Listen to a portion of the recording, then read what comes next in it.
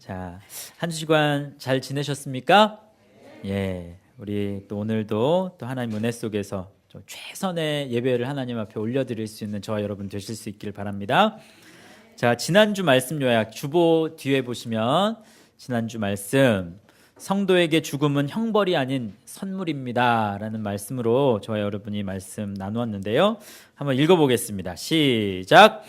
예수 그리스도를 믿지 않는 자들에게는 죄의 삭은 여전히 사망이요 마지막이지만 예수 그리스도를 믿는 자들에게 죽음은 생의 마지막이 아니라 천국에서 그리스도와 영원한 삶을 살아가는 시작이요 선물입니다. 그러므로 우리는 죽음을 두려움이 아닌 친구처럼 곁에 두고 살아야 합니다. 아멘.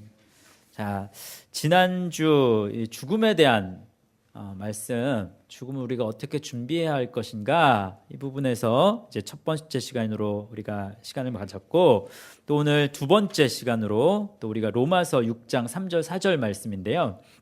우리가 이 말씀 가지고 또 다시금 또 죽음에 대해서 다시 한번 생각할 수 있는 그런 시간을 갖기를 원합니다. 역사를 통해서 볼 때 환경에 따라서 이 세례를 받는 사람이 많을 때도 있었고요. 또 세례를 받는 사람이 아주 극히 적을 때도 있었습니다. 무엇이 더 좋을까요, 여러분? 세례를 많이 받는 것이 더 좋죠.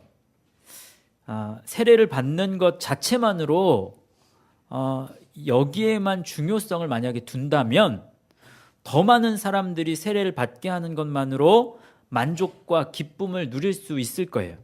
하지만 이렇게 받는 세례가 기독교를 더 부패하게 만들었다면, 그리고 오히려 이 기독교를 퇴보하게 만들 뿐임을 우리가 이 교회사를 보면 알게 되는 이 부분들이 있습니다.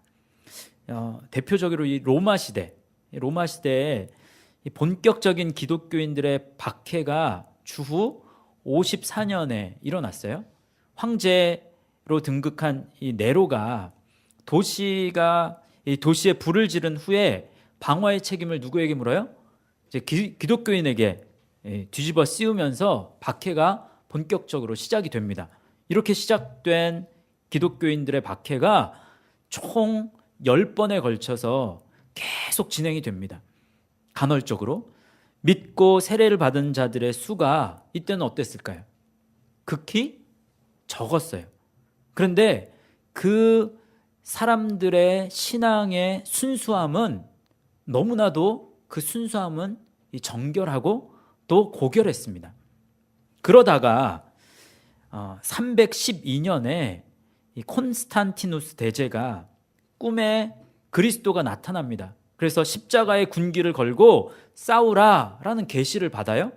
그래서 이 말대로 행해서 전쟁 가운데서 이 십자가 길을 이제 높이 들고 나아가요. 그래서 연전연승을 거둡니다. 로마에 그렇게 입성해서 제위를 차지하게 됨으로 인해서 그가 기독교를 공인해요. 그때부터 이 콘스탄티누스 박해 때 몰수했던 모든 교회의 이 재산을, 그 이전에 이 재산들을 다 돌려줍니다. 그리고 공역을 면제해줘요. 연금을 주어서 성직자를 우대하기 시작합니다. 뿐만 아니라 교회의 사교에게는 민사소송을 재판하고 또 교회 내에서 노예를 해방시킬 수 있는 권한을 교회에 부여를 해줘요. 또 교회가 유산을 상속할 수 있는 권한도 갖게 합니다. 아울러서 그는 기독교를 국교로 세우기 위해서 노력해요. 그래서 교회 내의 교리를 둘러싼 대립들을 해결하려고 노력합니다. 이 콘스탄티누스 대제 때 국교가 되지는 않아요. 80년이 지난 392년에 데오도시우스 황제 때 가서 드디어 로마 시대에 이 기독교가 국교로 선포가 됩니다. 여러분이 볼 때, 여러분, 이 기독교가 로마의 국교가 된 것이 복입니까? 복이 아닙니까? 뭐예요? 이 학자들이 연구를 하다 보면 이 요 로마의 국교가 된, 기독교가 로마의 국교가 된 것, 이것이 복이라고도 말하고, 또 어떤 학자들은 이것은 복이 아니다라고도 얘기해요. 굉장히 의견이 분분합니다. 왜 그래요? 그 전까지는 박해를 받은 것, 그리고 순교를 당하는 것이 힘들기는 했지만, 그렇지만 기독교의 순수성을 지켰어요, 못 지켰어요? 지켰어요. 그런데 기독교가 국교가 되고 나서 그 이후부터 이 기독교는 이제 퇴보하기 시작해요. 굉장히 이 퇴색되고 변질되기 시작하는 그 시점이 바로 이 기독교가 국교화된 이후부터의 일어나는 일들입니다. 어렵던 박해와 순교의 시간에는 신앙의 순수함을 유지할 수 있었어요. 그런데 기독교가 또 다른 위기에 지금 봉착하게 되는 거예요. 그래서 세례를 받는 사람들이 점점 많아지지만, 그 세례를 받는 이유가 예수 그리스도를 믿고 정말 나의 구주로 영접하기 위함이 아니라 더 많은 혜택을 위해서, 더 좋은 기회를 얻기 위해서 세례를 받았단 말이에요. 그래서 이 세례를 받지 않으면 공직에 참여할 수 없었습니다. 군인이 될 수 없었어요. 그렇기 때문에 내가 세상에서 뭔가 나를 드러내기 위해서, 그리고 인정받기 위해서 세례를 받았단 말입니다. 교회의 개념이 그 이전과 그 이후가 달라졌어요. 그래서 예배 중심의 삶이었어요. 교회는, 교회 개념은. 그렇지만 교회 건물이 중심이 되는 것으로 그 모든 것들이 변해가기 시작합니다. 성령님의 인도함을 받던 예배가 의식을 따라서 하는 그런 예배로 바뀌어 버리게 됩니다. 기독교가 이교와 혼합된 형태의 기독교로 퇴색하게 되고 또 변질되는 그러한 시점이 바로 이 로마가 기독교를 국교화한 때부터 나타난다는 거예요. 여러분, 만약에 우리 사회에서 세례를 받음으로 인해서 만약에 세금을 면제해 준다, 공무원이 되는데 혜택을 준다, 또 사업을 하고 장사를 하는 데 있어서 이 세례를 받는 것이 이익이 된다, 세례를 받는 것으로 인해서 결혼도 잘하게 된다 라고 한다면 사람들이 어떨까요? 아마 줄을 서서 세례를 받을 거예요. 하지만 이러한 신앙은, 이 세례를 받는 사람이 많은 것을 우리가 기뻐할 수 있습니까? 이것으로 인해서? 그럴 수 없죠.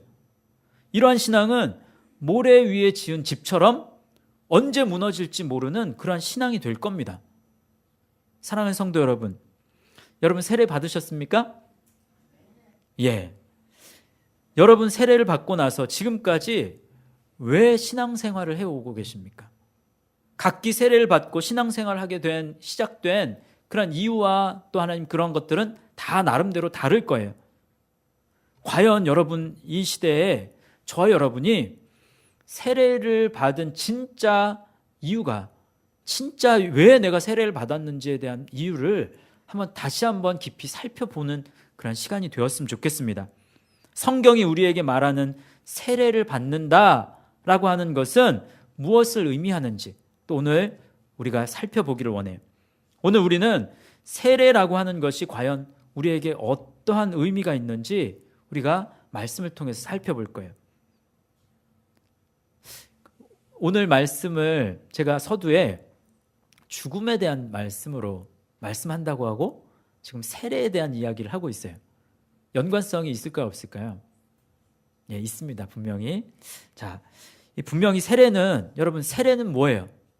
세례는 예수님을 믿는 거죠. 그죠? 예수님을 믿음으로 시작하는 그 의식으로 세례를 받는 거죠. 영원히 죽을 수밖에 없었던 인생이, 마귀의 자녀였던 인생이 이제는 사랑하는 하나님의 자녀로 신분이 변화되는 것을 뜻해요. 그런 의미에서 볼 때 세례는 구원의 시작을 의미한다고 우리는 말할 수 있습니다. 그런데 여러분, 예수님의 이 3년 동안의 사역을 가리켜서 뭐라고 이야기해요?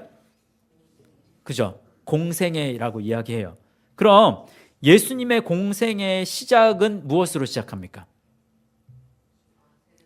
예, 세례로 시작하죠. 예수님의 공생의 시작은 세례로 시작돼요. 그래서 마태복음 3장 16절 말씀, 예수께서 세례를 받으시고 곧 물에서 올라오실새 하늘이 열리고 하나님의 성령이 비둘기같이 내려 자기 위에 임하심을 보시더니 라고 말씀하죠. 또 누가복음 3장 21절 22절 말씀, 백성이 다 세례를 받을새 예수도 세례를 받으시고 기도하실 때에 하늘이 열리며 성령이 비둘기 같은 형체로 그의 위에 강림하시더니 하늘로부터 소리가 나기를 너는 내 사랑하는 아들이라 내가 너를 기뻐하노라 하시니라 라고 말씀하죠. 그렇게 시작이 돼요. 그러면 우리가 먼저 주목해 볼 수 있는 것은 요한의 세례는 이 죄 용서를 위한 회개의 세례였습니다. 그런데 죄가 없으신 예수님께서 굳이 무엇 때문에 세례를 받으셔야 하는가라는 점을 우리는 한번 살펴봐야 돼요. 여기에 대해서 두 가지 측면으로 우리는 생각할 수 있어요. 첫 번째는 이 세례를 받으심은 그의 사생활을 끝내고 이제 공생애를 시작하는 표적이다라는 거예요. 다시 말하면 요한의 세례가 일반 사람들에게는 뭐예요? 죄된 과거를 청산하는 것을 상징하는 거죠. 그에 반해서 예수님께서 세례를 받으심은 그의 이전까지의 사적인 생활을 다 이제는 마치고 구속 사역을 시작한 메시아로서의 공생애가 시작되는 것을 알리는 이 표다라는 거예요. 그리고 두 번째는 예수님의 이 세례 받으심은 하나님의 의를 온전히 이루기 위함이었다라는 거죠. 다시 말하면 예수님께서는 회개의 세례를 받으실 만한 그러한 이유가 있어요, 없어요? 없죠. 예수님은 이 회개의 세례를 받으실 필요가 없어요. 그렇지만 예수님께서 죄인들을 구속하기 위해서 인간의 육신을 입기까지 낮아지셨고 이제는 세례를 받으심으로 예수님 자신과 또 이 회개의 세례를 받아야 할 이 수많은 죄인들과 동일시하는 동일화 작업을 하신 거예요. 그들을 대신해서 율법의 저주를 홀로 감당하시사 우리 죄를 대속하시고자 하신 것이다 라는 거예요. 다시 말하면 회개의 상징인 세례를 예수께서 받으신 것은 그 자신이 죄성을 지닌 존재였기 때문이 아니라 세상 죄를 지고 가는 하나님의 어린 양으로서 온 인류의 죄악을 친히 담당할 존재였기 때문이다 라는 거예요. 자, 그렇다면 여기까지는 이제 우리가 다 알고 인정해요. 그렇다면 제가 질문을 하나 더 하겠습니다. 예수님이 받으신 세례는 공생애의 시작을 알리고 또 회개를 상징하는, 그리고 우리에게는 구원의 시작을 가져다 주는 이 세례였어요. 그죠? 그러면 이 예수님의 세례는 그것으로 끝나는 겁니까? 아니면 예수님께서 또 다른 세례를 받으시는 것이 있습니까?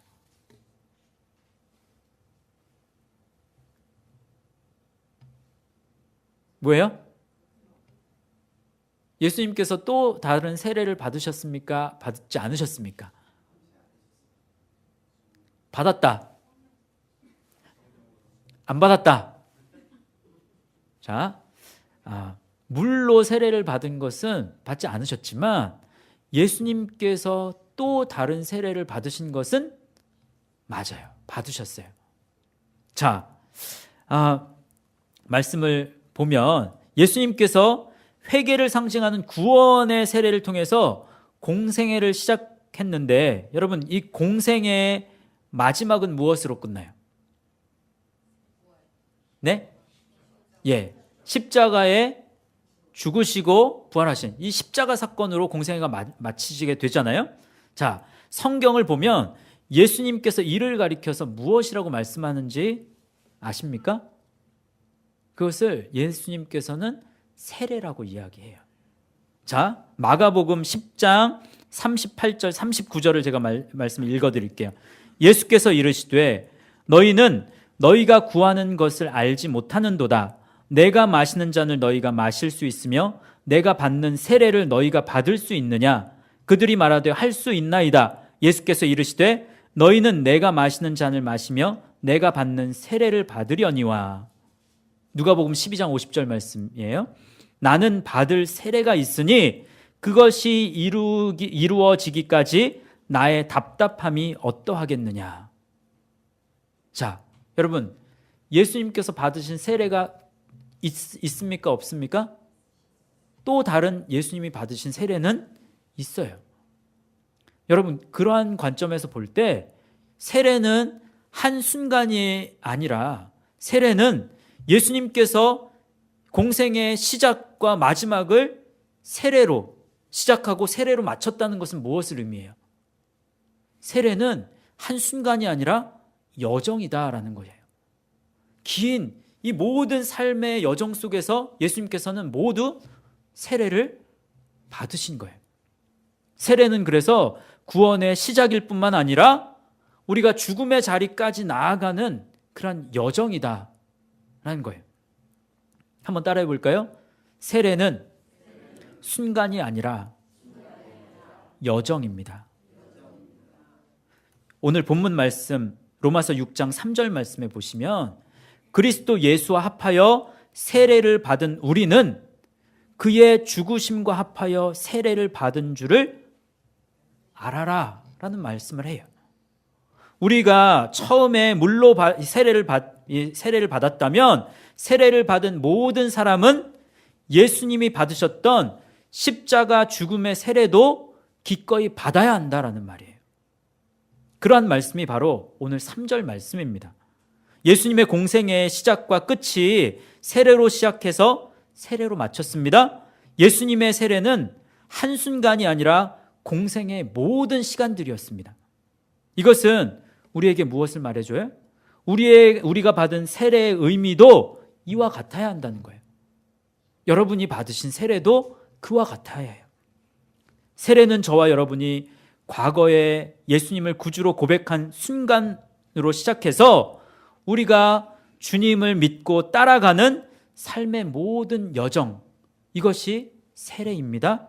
그러니까 이 세례는 마치 이런 거예요. 인생의 길, 인생의 방향을 누구에게 두고서? 예수님께 두고서 예수님이 시작하셔서 끝마치신 모든 삶의 여정을 우리도 힘써서 따라가는 거예요. 그것이 우리가 받은 세례라는 거예요. 그러면 만약에 이 세례의 여정을 잘 가다가 하나님만을 바라보고 또 하나님을 향해서 열심히 길을 가다가 여러분 뜻하지 않은 사고를 당할 수 있죠. 불의의 사고로 허망하게 죽을 수 있어요. 그럴 때 우리가 그 죽음을 우리는 어떻게 받아들일 수 있겠습니까? 우리는 종종 이 아벨의 모습과 가인의 모습을 보면서 이 신앙적인 혼돈을 하는 경우가 참 많이 있어요. 성경은 가인과 아벨의 제사를 보여주면서 가인이 드렸던 종류의 이 예배를 경계해야 한다. 그리고 아벨과 같은 믿음의 예배를 드려야 한다라는 것을 가르쳐요. 그런데 이 아벨을 우리가 혼란스러운 것은 그 후에 아벨은 어땠습니까? 아벨은 훌륭한 제사를 드렸음에도 불구하고 그 인생이 어떻게 되었어요? 화려하게 꽃필 기회도 없이 비명횡사하고 말아요. 하나님께서 받으실 만한 제사를 드린 아벨이 제 수명대로 살지도 못하고 자손도 없이 불행하게 객사하고 맙니다. 그것을 혼돈스러워합니다. 우리는. 그런 반면에 불성실한 제사를 드린 가인은 어떻습니까? 그 자손이 번성하며 살게 됐어요. 더욱이 가인은 하나님께 보호받을 수 있는 표까지 받습니다. 우리들의 기대와 정서대로라면 아벨은 마땅히 믿음의 이 제사를 드린 대가로 눈동자같이 보호를 받고 또 가인에게 승리해야 하고 또 자손을 번창시키고 무병장수하다가 가족들이 지켜보는 가운데서 편안한 숨을 거두었어야 마땅하다라는 생각을 우리는 해요. 일반적으로 보기 좋지 않은 상태로 가족이 죽임을 당하면 믿음의 가족들은 당황해야 합니다. 입 밖으로 말은 안 하지만 고인의 이 구원까지 의심하는 경우를 저는 많이 보게 되었습니다. 그리고 가족뿐만 아니라 교회 측에서도 이것을 부끄럽게 여겨요. 쉬쉬해요. 뭔가 이 고인의 삶 속에서 그 삶에 뭔가가 문제가 있었을 거야. 뭔가 하나님 앞에서 범죄했을 거야. 하나님이 버리셨을 거야. 이런 생각을 한단 말이에요. 그러나 여러분 꼭 기억하셔야 돼요. 삶의 모양과 또 길이와 임종의 상태가 구원을 결정할 수 있다 없다. 그것이 결정하는 것이 아니에요.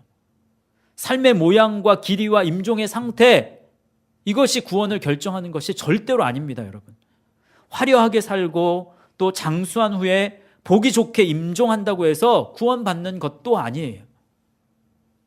볼품없이 짧게 살다가 민망하게 임종한다고 해서 구원받지 못한 것도 아닙니다. 어떻게 죽었느냐가 구원을 결정하는 것이 아니라는 거예요.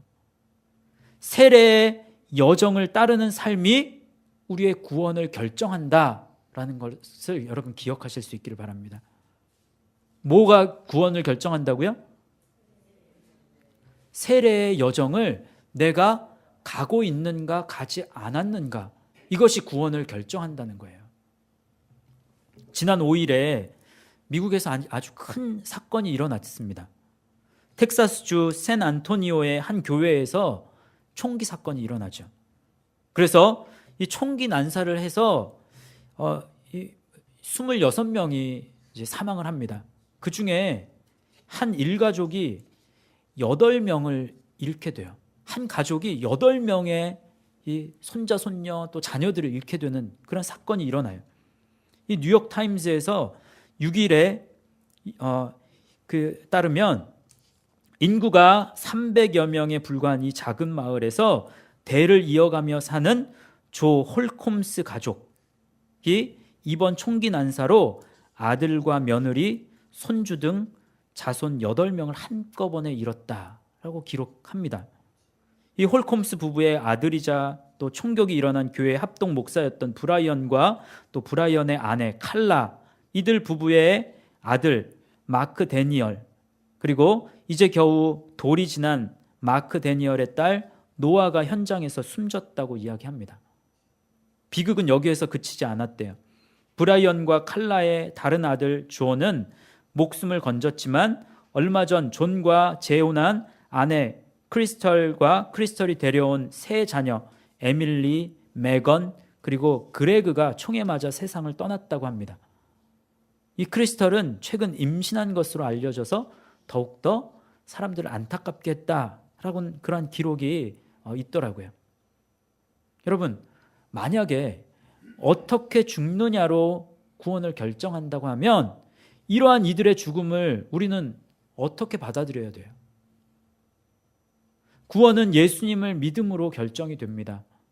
엄밀하게 말해서 세례의 여정을 가는 사람, 예수님께서 받으신 세례의 여정을 우리가 함께 따라가느냐 따라가지 않느냐를 통해서 구원은 결정된다라고 할 수 있어요. 이 일가족을 잃은 이 홀콤스가 이 기사의 제일 마지막에 이런 이야기를 하더라고요. 가족 모두 힘든 시간을 보내고 있습니다. 그러나 그들이 어느 곳으로 갔을지 나는 압니다. 우리 가족은 모두 그리스도인이었으며 얼마 지나지 않아서 다시 만날 것입니다. 여러분, 이 말은 무엇을 가리켜요? 오늘 말씀으로 이 홀콤스 씨의 말을 재해석하면 그의 모든 가족들은 예수님이 걸어가신 세례의 여정을 묵묵히 걸어갔기 때문에 죽음의 세례까지 걸어갔음을 나는 믿기 때문에, 그리고 저 천국에서 장차 다시 이들을 만날 것을 믿기 때문에 그는 지금의 이 아픔과 슬픔 이겨낼 수 있다. 정말 힘들고 어렵지만, 그렇지만 이것이 끝이 아니기 때문에 힘들고 어려운 이 시기를 이겨낼 수 있다라고 이야기하는 거예요. 여러분이 받은 세례를 한순간으로 여기고 살지 않으실 수 있기를 바랍니다. 우리가 받은 세례를 예수님께서 걸어가신 이 공생의 긴 여정으로 알고 주님이 마지막에 받으셨던 이 십자가 죽음의 자리까지 나도 따라가리라 라는 생각을 가지고 여러분 삶을 사실 수 있기를 바랍니다. 그렇게 살아간다면 바로 이 비록 나사로와 같이 비루하게 살다가 구차하게 죽거나 아벨과 같이 돌에 맞아 죽을지라도, 또 텍사스의 샌안토니오 주의 이 한 교회에서 비참하게 총을 맞아 죽음을 당한 그러한 경우가 나에게 임할지라도 그 죽음은 영생을 얻는 승리의 임종이 될 수 있다라는 사실 여러분 기억하실 수 있기를 바랍니다. 화려하게 살고 또 장수하며 많은 유산을 남기고 가족 앞에서 편안하게 숨을 거두어도 성경에 나오는 어떤 부자처럼 그저 탐욕과 교만 속에서 지옥을 향하다가 죽는다면 그것은 결국은 멸망과 징벌의 임종밖에 될 수 없다라는 것을 또한 여러분 기억하실 수 있기를 바랍니다. 결국 중요한 것은 무엇입니까? 우리 삶에서 중요한 것, 여러분 이제 연세가 많이 드시면 우스갯소리로라도 이런 말씀 많이 해요. 믿는 분들 사이에서도 9988234 예? 99세까지 팔팔하게 살다가 2, 3일 앓다 죽는 그러한 것이 복이라고 이야기해요. 물론 복일 수 있지만 이것이 궁극적인 우리 인생의 복은 아니잖아요. 아무리 복이 좋은 임종을 맞았다고 해도 그 사람의 이 일생의 걸음이 예수님을 따라서 걷는 이 세례의 여정이 아니라고 한다면 그 인생은 무가치한 거예요. 이제 말씀을 맺겠습니다, 여러분. 사랑하는 귀한 우리 영동교회 성도 여러분, 우리는 세례의 의미와 또 그리스도인으로서의 삶의 의미를 온전하게 깨달으며 살아갈 수 있어야 합니다. 우리가 받은 세례는 절대로 한순간이 아니에요. 과거에 예수님을 믿을 때 그 이전에 믿은 그 사건 떠올리면서 나 세례 받았어, 그것으로 끝나는 것이 아니라는 거예요. 우리는 계속해서 세례를 받는 거예요. 언제까지요? 하나님 나라 가기 전까지, 하나님이 부르시는 그날까지 우리는 계속해서 세례의 여정을 걷는 것과 같아요. 우리는 물 세례로 인한 죄사함의 세례에서 그저 머물러서는 절대로 안 됩니다. 우리의 세례의 종착지는 그리스도와 합한 죽음의 세례까지 함께 받는 거예요. 여러분, 이 세례의 여정이 죽음의 세례로 가는 길이라고 해서 절대로 두렵게 여기거나 이것이 마지막으로 생각할 필요가 있어요, 없어요?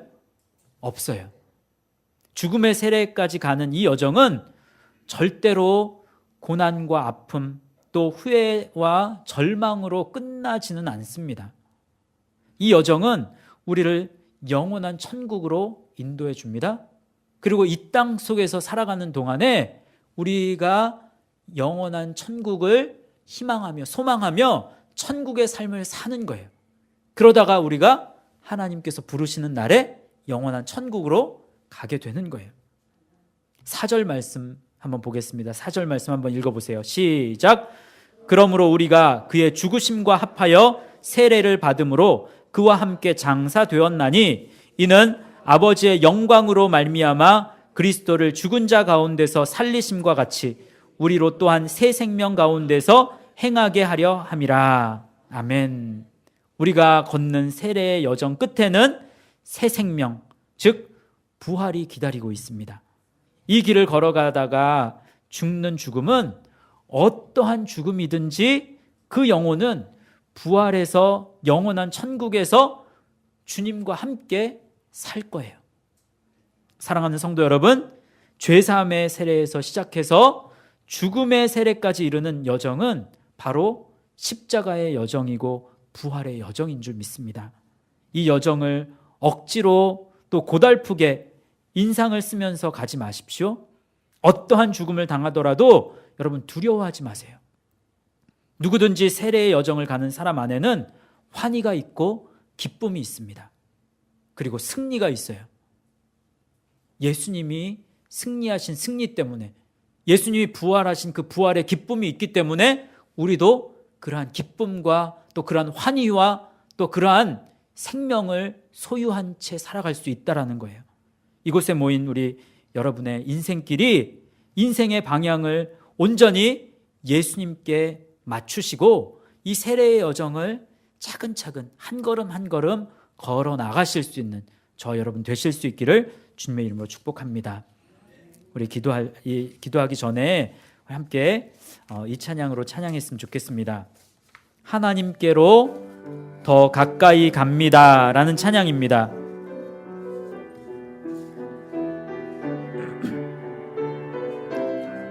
우리 세례의 여정을 생각하시면서 우리가 함께 찬양하고 기도하도록 하겠습니다. 하나님께로 더 가까이 갑니다. 고통 가운데 계신 주님, 변함없는 주님의 크신 사랑,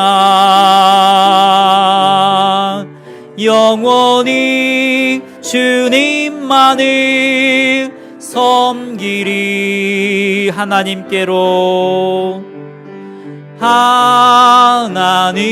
하나님께로 더 가까이 갑니다. 고통 가운데 계신 주님, 변함없는 주님의 크신 사랑, 영원히 주님만을 섬기리. 영원히 주님만을 섬기리. 영원히 주님만을 섬기리. 영원히 주님만을, 영원히 주님만을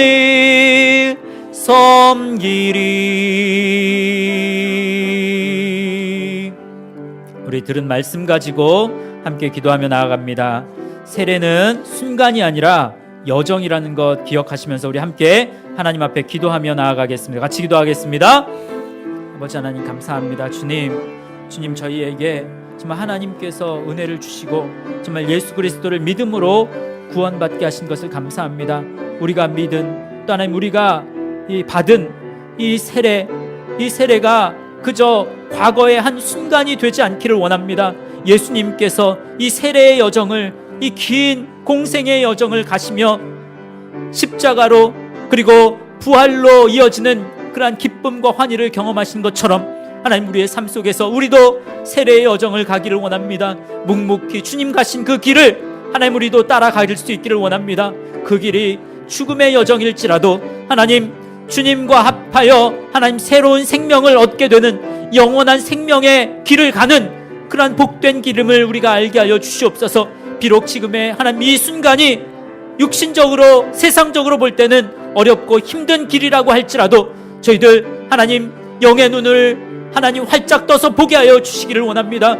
우리가 이 길 기쁨과 감사로 가기를 원합니다. 주님 가신 곳이 하나님 천국이 되기를 원합니다. 주님 저희들 그렇게 하나님 앞에 기쁨과 감사로 나아가는 그러한 귀한 세례의 여정을 하나님 걷게 하여 주시기를 간절히 원합니다. 주님 그래서 하나님 영원한 생명, 하나님 영원한 천국을 하나님 소유하고 또 하나님께서 부르실 때 하나님 기쁨으로 두 손 들고 하나님 나아갈 수 있는 우리 모든 성도들 되어질 수 있도록 인도하여 주시옵소서. 그렇게 역사하여 주옵소서. 주님 하나님 감사합니다. 오늘 말씀을 통해서 우리에게 말씀하여 주신 것을 인해서 감사를 드립니다. 세례는 순간이 아니라 여정임을 알게 하시고 우리가 세례를 통해서 구원의 은혜가 시작되었다면 이제 예수님께서 걸어가신 그 죽음의 자리까지, 십자가에까지 우리가 나아갈 수 있는 복된 성도들 되어질 수 있도록 인도하여 주시옵소서. 이 삶 속에서 온전한 생명이 있고 부활의 기쁨이 있음을 우리가 삶을 통해서 경험할 수 있는 복된 우리 모든 성도들 되어질 수 있도록 인도하여 주시옵소서. 그래서 세례의 여정을 따르는 삶이 구원을 결정한다는 사실을 늘 기억하며 살 수 있는 복된 우리 모든 성도들 되게 하여 주시기를 원하며 모든 말씀을 예수님의 이름으로 감사하며 기도하옵나이다. 아멘. 지금은 우리 구주 예수 그리스도의 은혜와 하나님의 크고 놀라우신 사랑과 성령님의 감화하시고 교통하시고 임재하시는 역사가 이제 우리의 삶 속에서 세례의 여정을 묵묵히 따르기로 다짐하는 사랑하는 영동의 모든 성도들 머리 위에 지금부터 영원토록 함께 하옵시기를 간절히 축원하옵나이다. 아멘. 주님.